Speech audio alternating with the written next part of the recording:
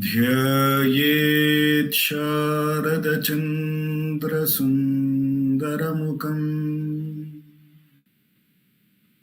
ताम्रारविन्देक्षणम् भक्ताभीष्टवराभयप्रदकरम् कौपीनमात्रोज्ज्वलम् स्वात्मानन्दरसानुभूतिविवशम् सर्वानवद्याङ्गम्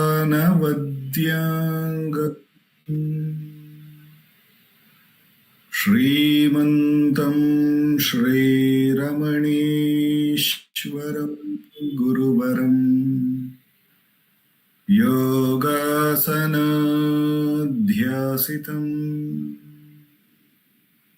ध्यायेत् श्रीरमणीश्वरं ध्यायेत् श्रीरमणीश्वरम् ध्यायेत् श्रीरमणीश्वरम्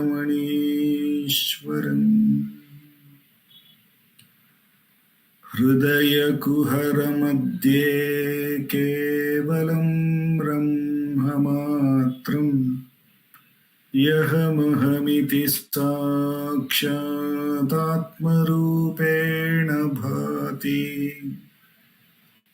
हृदि विषमनसा स्वं चिन्वतामज्जताव पवनचलनरोधात् आत्मनिष्ठो भवत्वम्।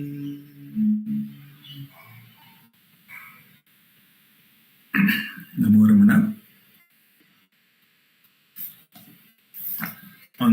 In this Friday Atma Vichara session that we have, we usually meditate on Bhagavan's Upadesham, and we read out his Upadesham in the form of a question and answer from the book Ramana Answers, Self-Enquiry 1900 to 1950.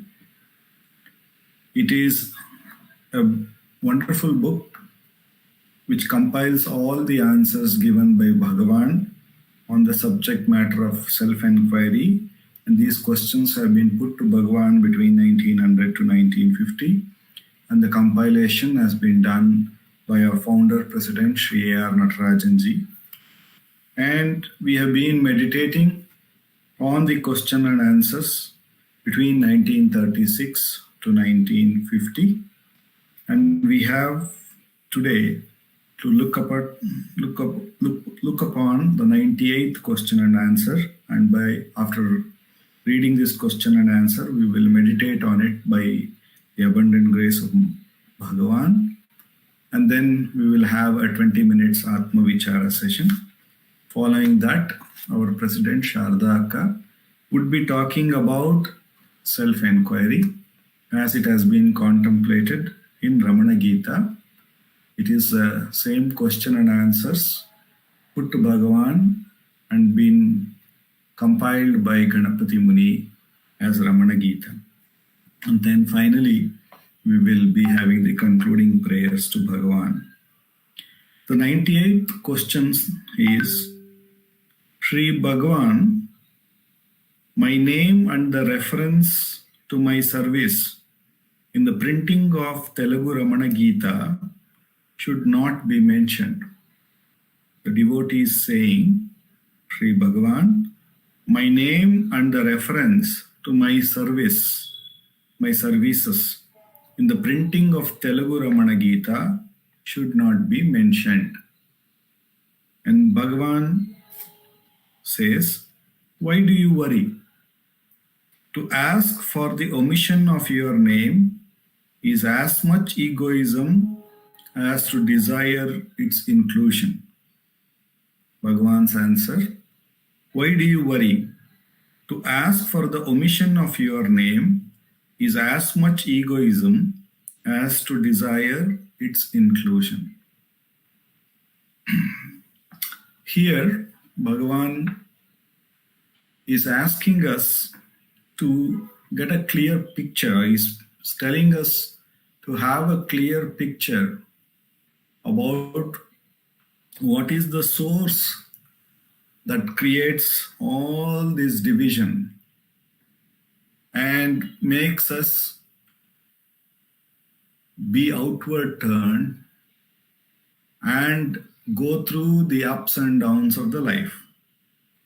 It is nothing but the divisions that go on in the form of thoughts. We might have contributed in this scenario, the gentleman or the lady might have contributed his or her services in the printing of the Telugu Ramana Gita. And that's about it. The body has acted and has done something to make it happen. And somebody has recognized and has put a name of saying that such and such a person had contributed this some services. And the mind goes about interpreting this. It goes about with its data. The humility, oh, I should not have my name there. That is the way the humility is expressed. Actually, humility is our natural state. Humility is the nature of the self. It is so humble. It doesn't even accept or reject anything that the life throws at it. As we see from morning till evening, the self, like the sun, is shining completely, equally on all the things that come and go. So that is the real humility. To be in the midst of all the ups and downs and yet not be disturbed by all the ups and downs and not even make any attempts to reject an up or embrace an up, reject a down or embrace a down. Just to be completely okay with everything. And that comes about only when we recognize that whatever we are experiencing is nothing but the self and self alone. It is the self itself in its manifestation.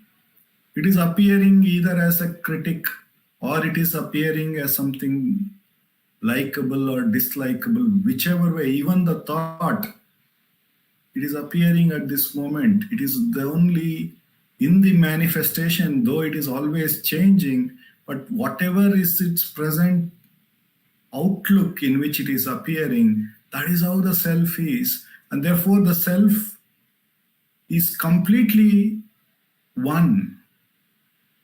The consciousness is one with everything. It is the consciousness alone which is everything. Therefore there is absolutely no division, and therefore there is no need to like, dislike and all of it. But when we let go that simplistic natural truth which is going about so naturally in us, and hold on to any data, a data which may be given by somebody, a data which we might have perceived it, however which way, when we hold on to a data, an idea, a concept, and then bring about this division, then the whole ignorance starts, then the whole problems surface.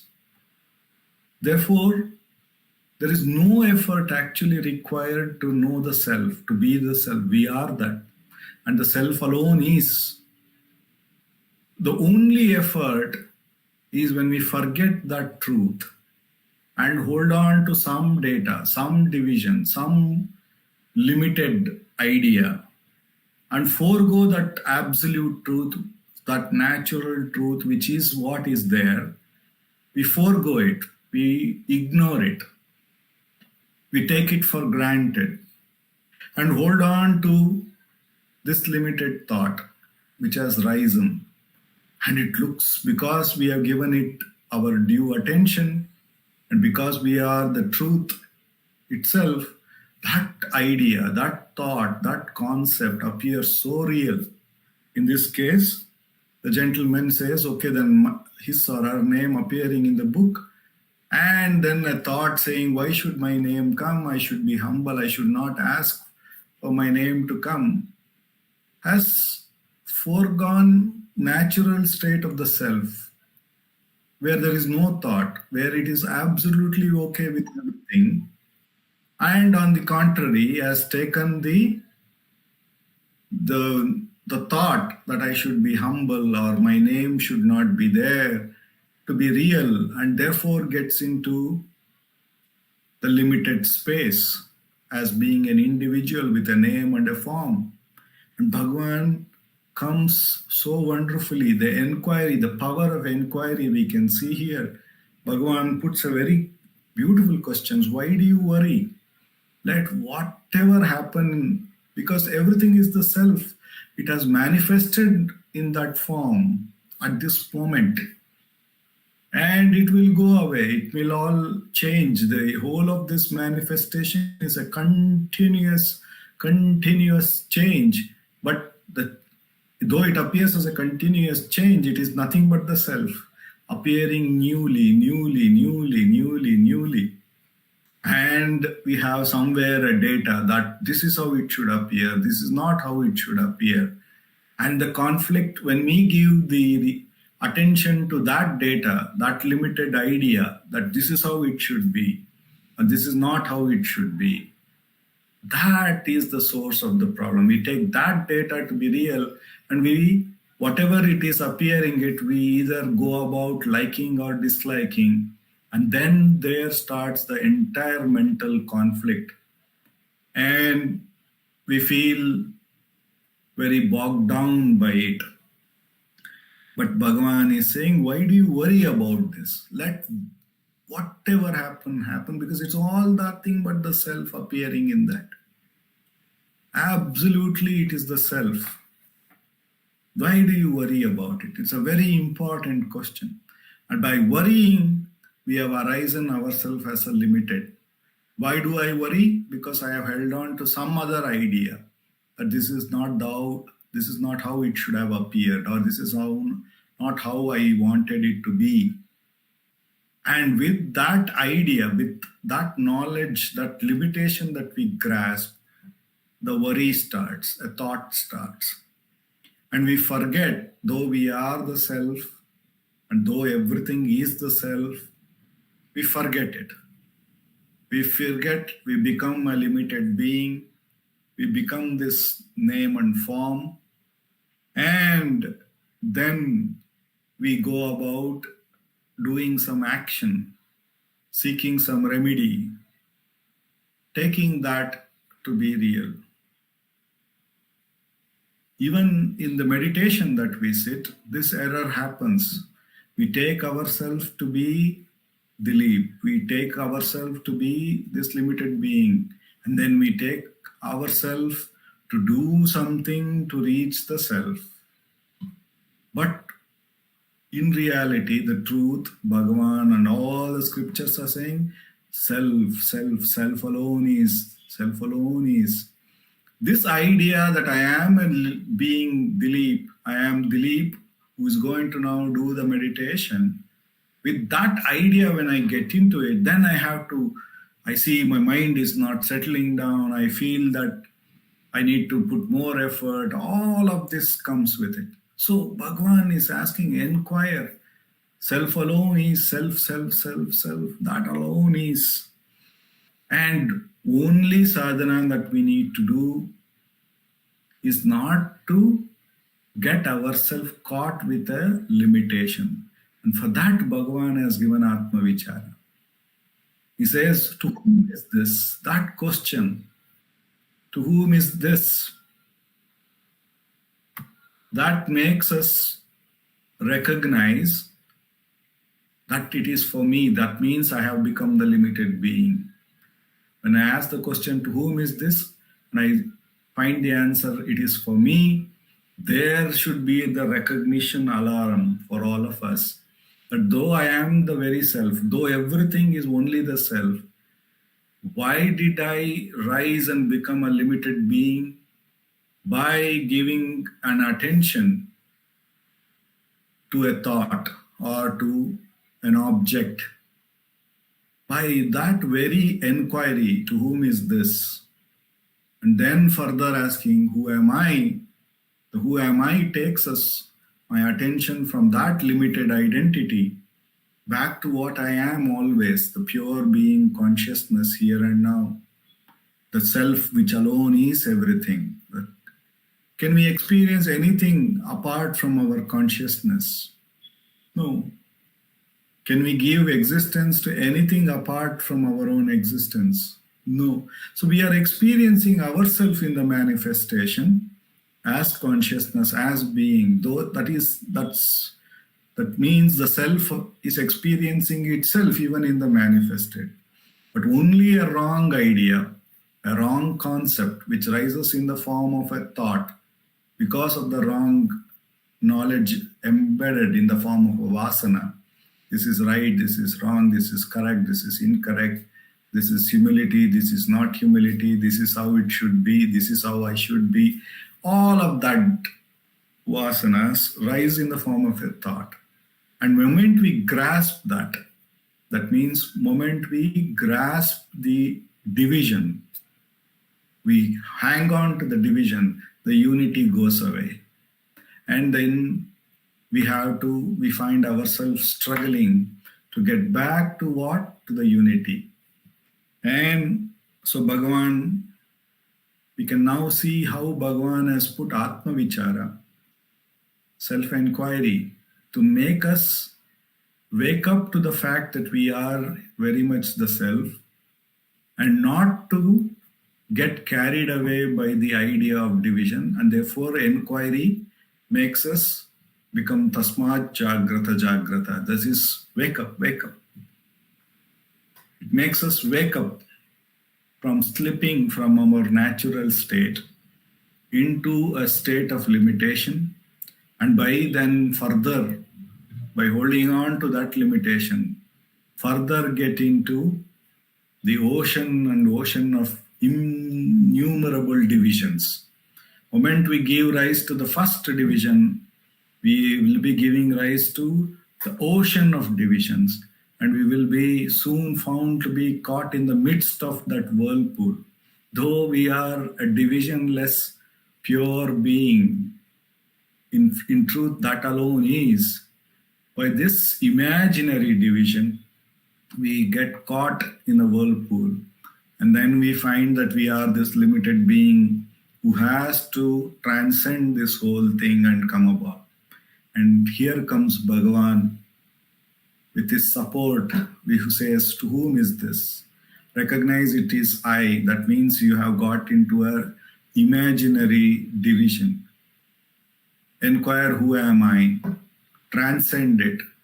Let go that division and get back to the source, the self. And by repeated practice, Bhagavan assures that the clear recognition that one is nothing but the self, self alone is, becomes more and more clear. And less the idea of division is entertained. And so much so that Bhagavan says, then self alone shines through, and which is alone is shining through at all times. And that's how Bhagavan is asking us through this, or by putting this question, and by is making us recognize how the limitation, either in the form of positive or in the form of negative, it keeps us always in the imaginary realm of divisions. And therefore enquiry alone is the sadhana, not to get back to the unity. The sadhana of enquiry is only to let go the idea of division, which is not there. Unity is very natural. That's Bhagavan's teaching for us. It is given. We are all nothing but the self. Self alone is. Everything is the self alone. So the inquiry is only to let go the seeming division, which in reality is only a, a thought which rises and falls like a bubble in the water, which is not permanent. So, with the abundant grace of Bhagavan, with which alone we have come to this most direct path. For the next 20 minutes, no matter how many thoughts come, no matter what is the nature of those thoughts, whether they are good thoughts, bad thoughts, ugly thoughts, even spiritual thoughts, we should diligently inquire to whom is this, because all thoughts are for me. That means I have arisen myself as a limited being associated with this name and form.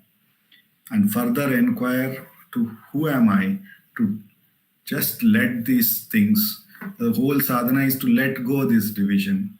And what remains is the pure unity, the natural unity, which alone is the abundant grace of Bhagavan. For the next 20 minutes, let us all practice Atma Vichara.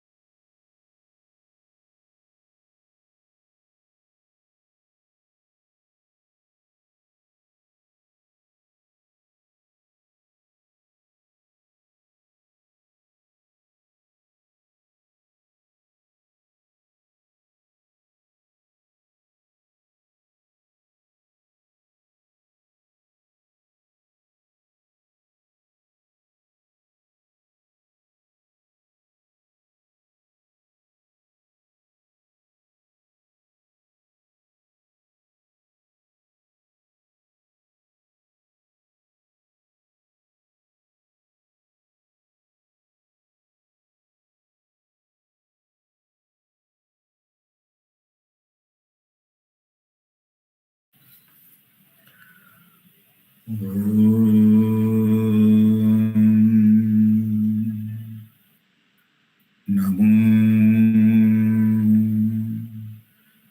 Bhagavate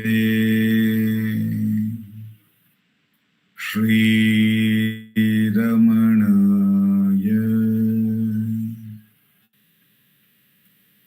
Over to Sharda.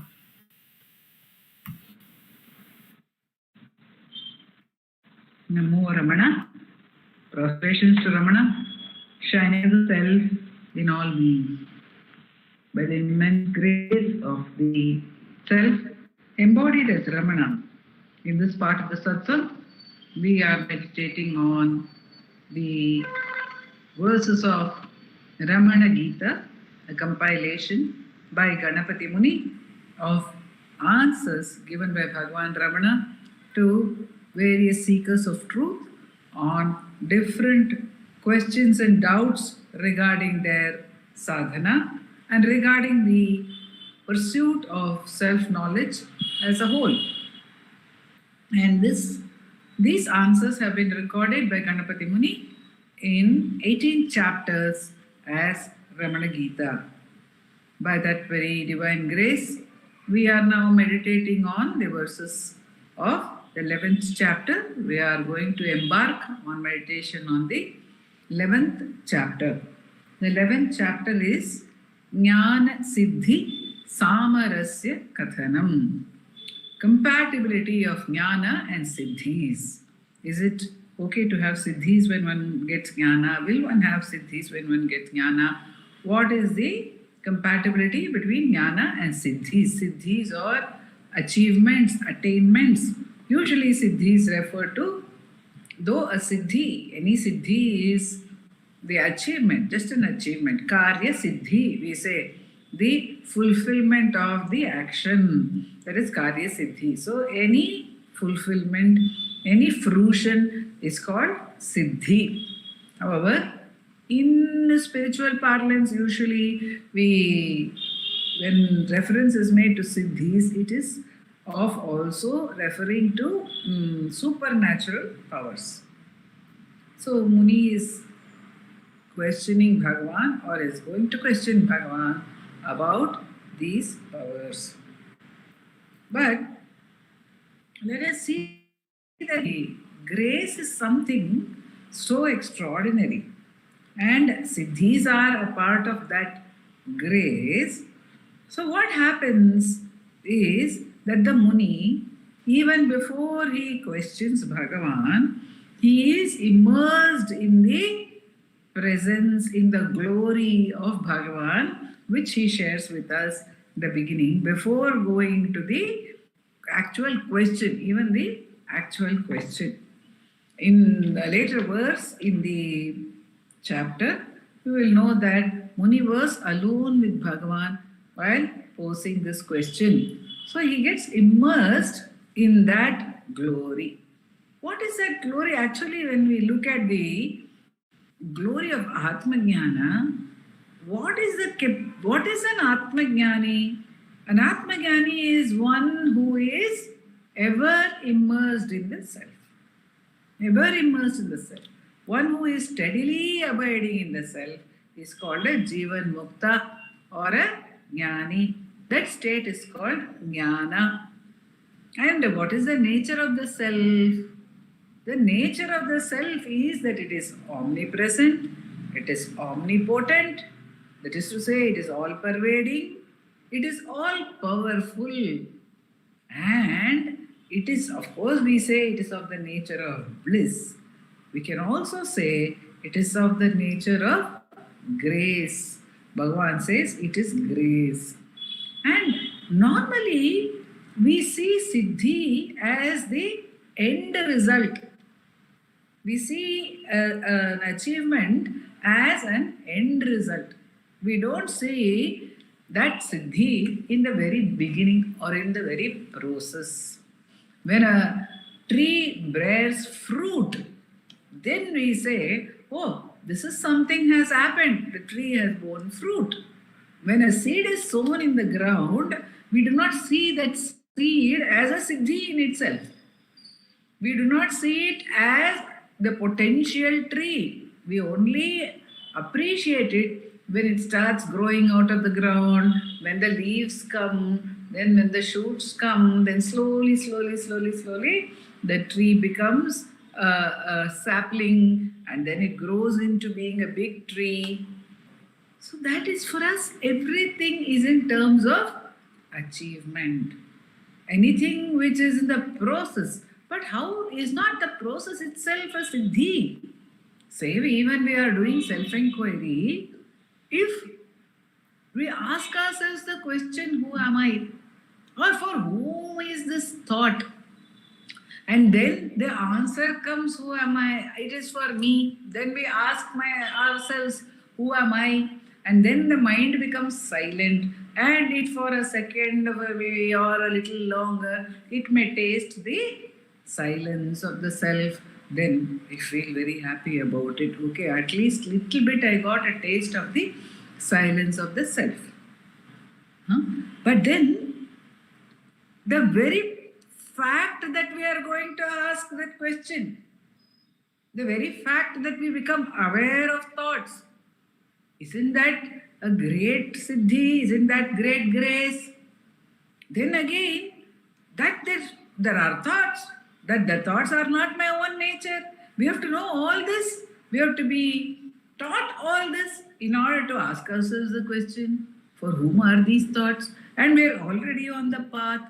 That itself is great grace. So the grace, Bhagavan says, every point in time, the grace precedes that point in time, and that allows for fruition of actions.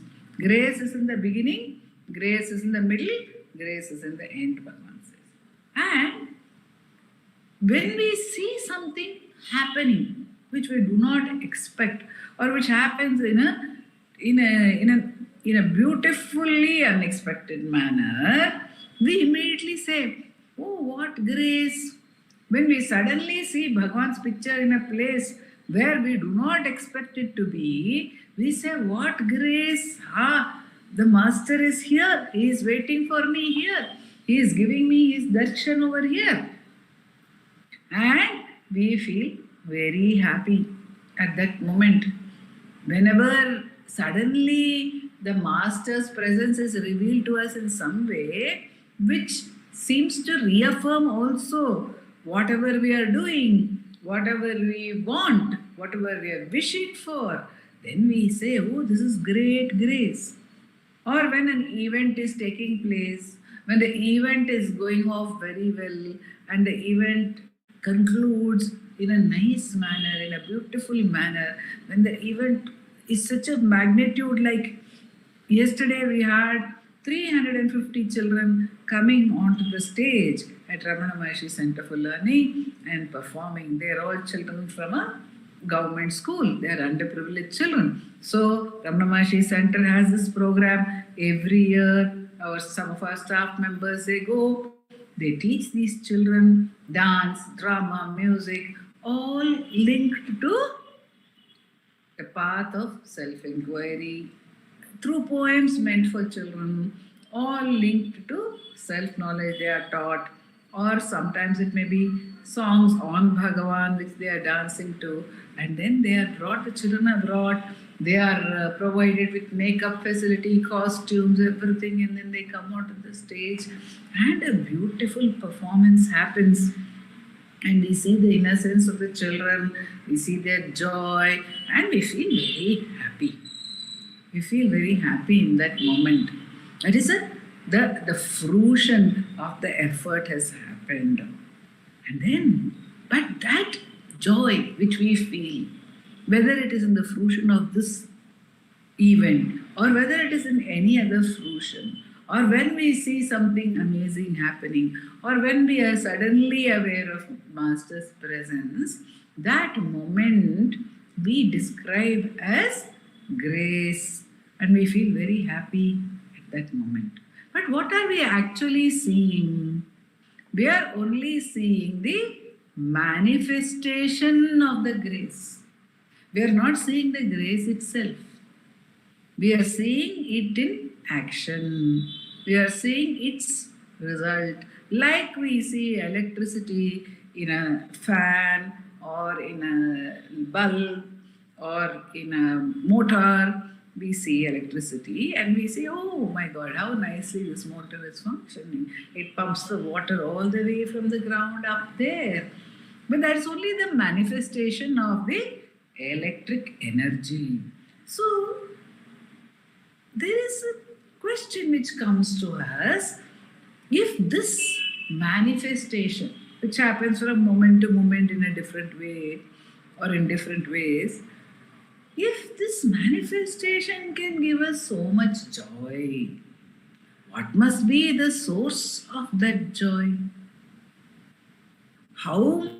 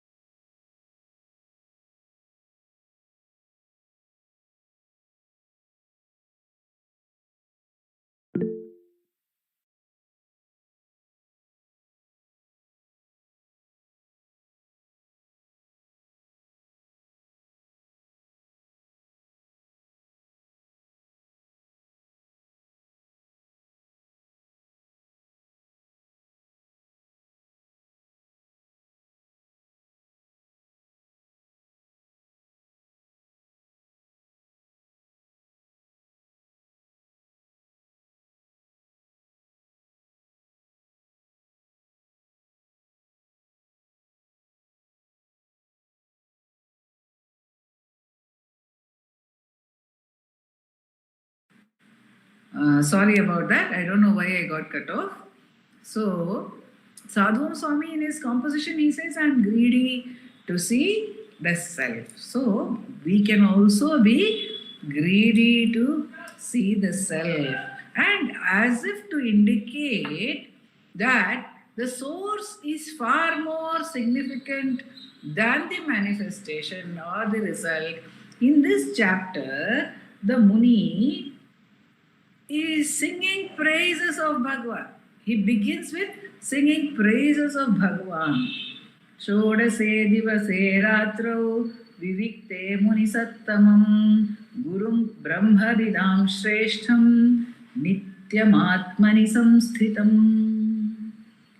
He says here is on, of course, it was the 16th day, the night of the 16th day, and I asked the one who is the supreme knower of Brahman, Brahma Vidam Shreshtham, my teacher, Guru, Nityam Atmani Samsthitam, who is ever abiding in the self. Such a one I addressed. Upagamya Mahabhagam Soham Kaitavamanavam Ramanam Sutavanasmi Durlabhajnana Labdhaye. You have attained that jnana which is so difficult to attain, he says. Very difficult to attain that jnana. Is it possible, he says, to describe even your state? In you alone is found the supreme abidance in the self. You are the repository of all wisdom. How, like the ocean is the repository of all waters. Like that you are. And you have got that jnana, which is very difficult to get. It's not easy. When did you get it? Tvayeva paramanishta, tvayeva vishadamatihi, ambhasamiva varashir, vijnananam tvamaspadam. See, you got the wisdom which when he says here in your 17th year, and you became very famous, you got that wisdom which is difficult to attain even by yogis, durlabha jnana labdaye. And is it possible to describe your state? So he says, is it possible to describe your state in which the entire world is only a shadow, a mere shadow, says Muni. Meaning to say that what all we see is not of relevance. It's all only a mere shadow. All our thoughts are mere shadows.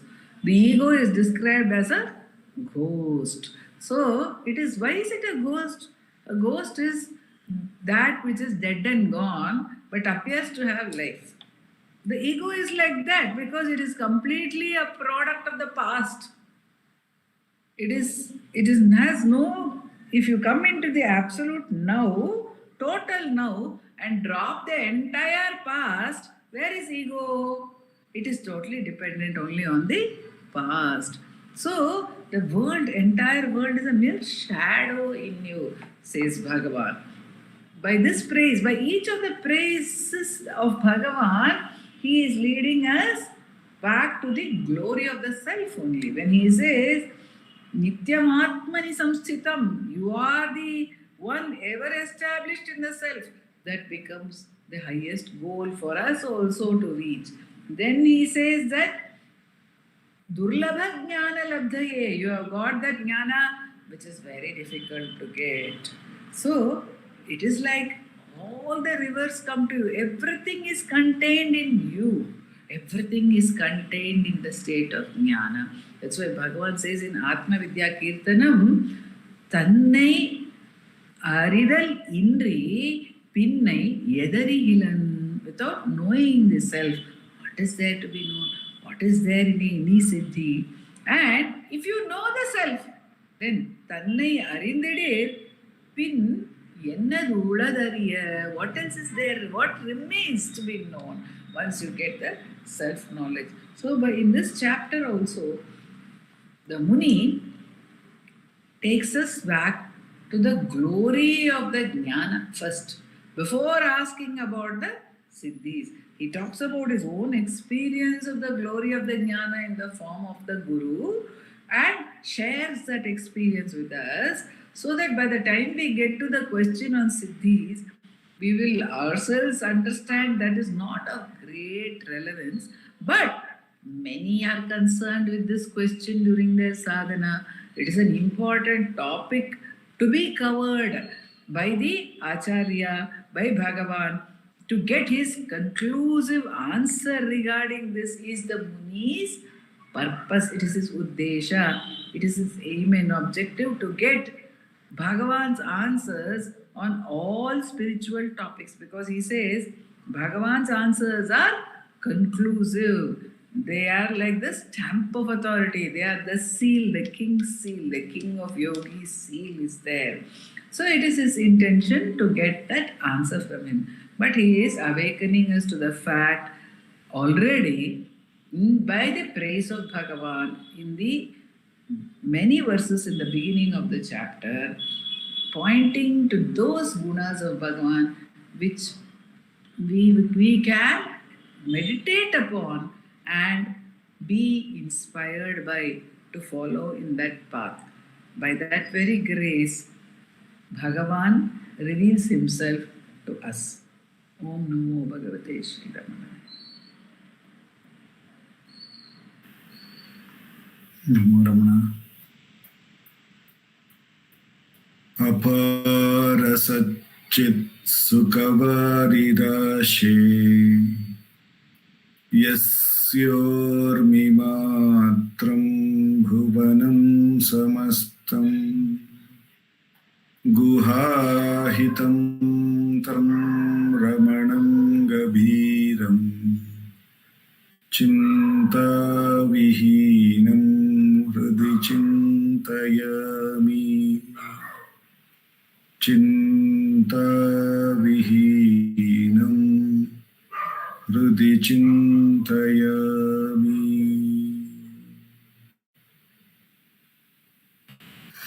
Namo Ramana. Namo